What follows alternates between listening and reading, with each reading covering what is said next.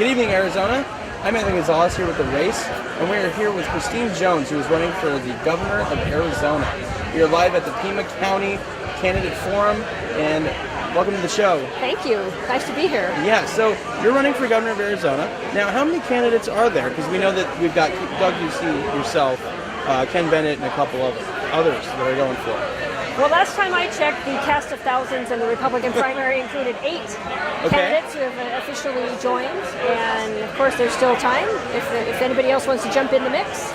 But at the moment there are 8, and I think this is a great primary because it's one of those where voters have a really nice choice among some qualified candidates, and it's an opportunity to make a choice that's not the lesser of the evils, which is what we feel like we do a lot of times. We do in a lot of cases. So let's talk a little bit about that. So what we're looking at is a field of candidates who have different, very broad experiences. So can you elaborate on what your personal experience is? Because I know this is your first time running for office. So just can you give us a little bit about what you have done and what you hope to do should you win this primary and then win the election in November? Sure. Well, I come to this from a business background. I spent 11 years at a startup technology company up in Scottsdale with the crazy name GoDaddy.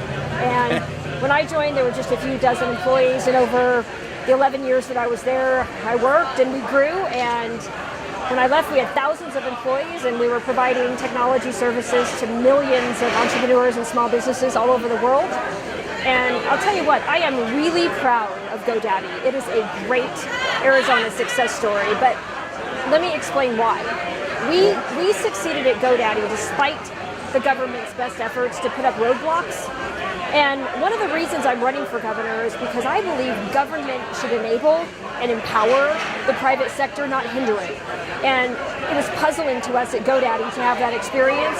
We succeeded and we were very fortunate, but not a lot of startups do. A lot of them fail because there are taxes and regulatory burdens and approval processes and lots of stuff to navigate that just shouldn't be there.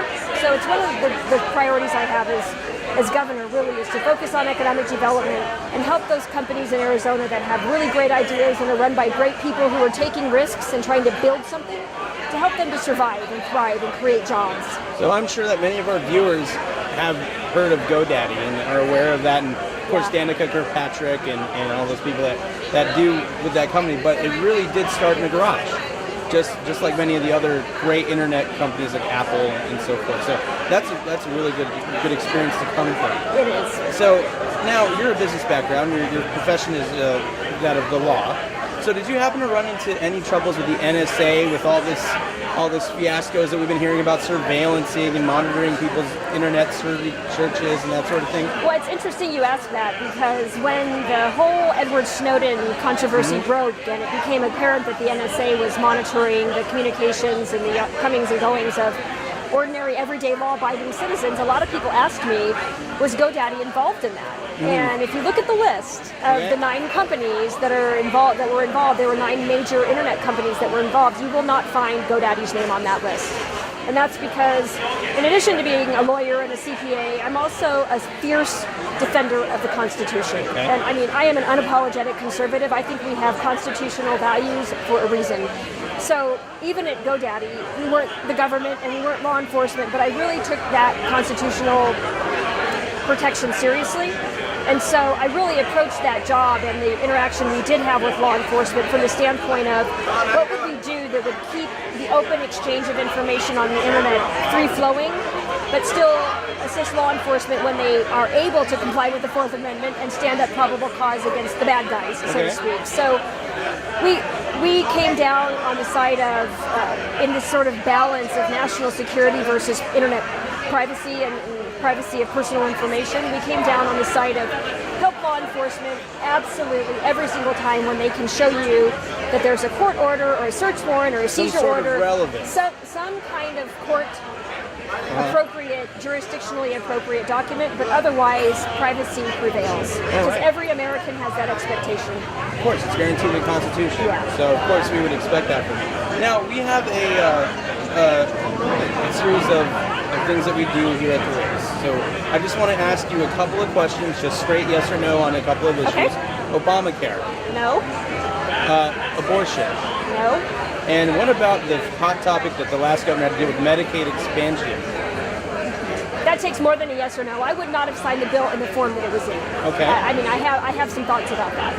Okay, so that one we'll table that for another date when we Okay, get I'd love that. to. I'd love to Great. talk about it. All right, and let's go into one other little aspect of your campaign. We're experiencing a little bit of a flight over that happens here in Tucson. We have Davis-Monthan Air Force Base. You know what? My husband's a retired Air Force officer. Okay. And you know what we call that in the Air Force? What? That is the sounds of freedom. Sound of freedom. That's is what I the call sounds it of when I freedom. tell my students when I'm teaching them about. Yeah. They're like, "Oh, it's so loud." I'm like, "It's okay. It's the sound of freedom. It is exactly we need right. that." So I'm going to go on the hot topic of today because Okay. today the House did bring out some little aspect towards their immigration Oh, policy. the United States House. Yes, Yeah, the right, House. right. So I did see your video Uh-huh. on your website regarding immigration or policy.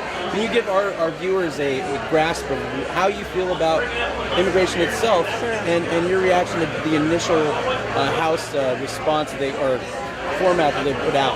Sure. Well, first of all, my sense is no immigration bill is worth talking about unless we secure the border. Because if you do come to this country illegally, there are consequences. And you don't get priority and you don't get amnesty.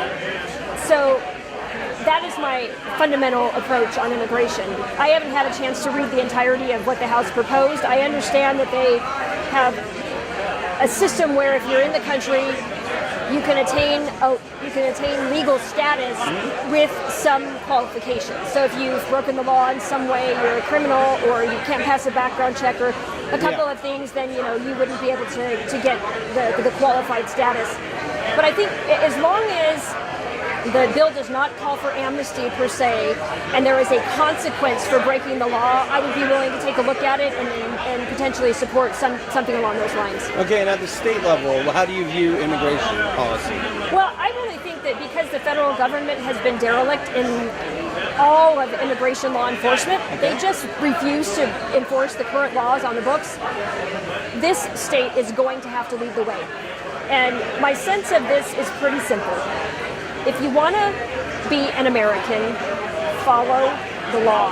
We have a path to citizenship. If you want to follow it, you are welcome here. But you must do it our way.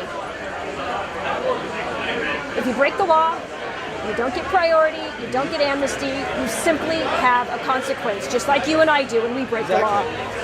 But we have a rich, abundant history of immigration in this country. Immigrants are the fabric, the very fabric of our nation. And so we have to make it possible for people to follow those laws and to immigrate here legally while we enforce the law against those who don't. All right. Well, that is great. Thank you very much My for pleasure. being on the Yeah, show. thanks for having me. We It's hope good to see have you again. in. Yes, it's always a great time to see you. So I hope that we can have you in the studio. I'd love it. Pending your schedule, because I know running around the state has got to be very hectic. But again, we're here with the race live at the Pima County Conservative Republican. I'm going to say Conservative Republican candidate forum. So have a great night. Thank you.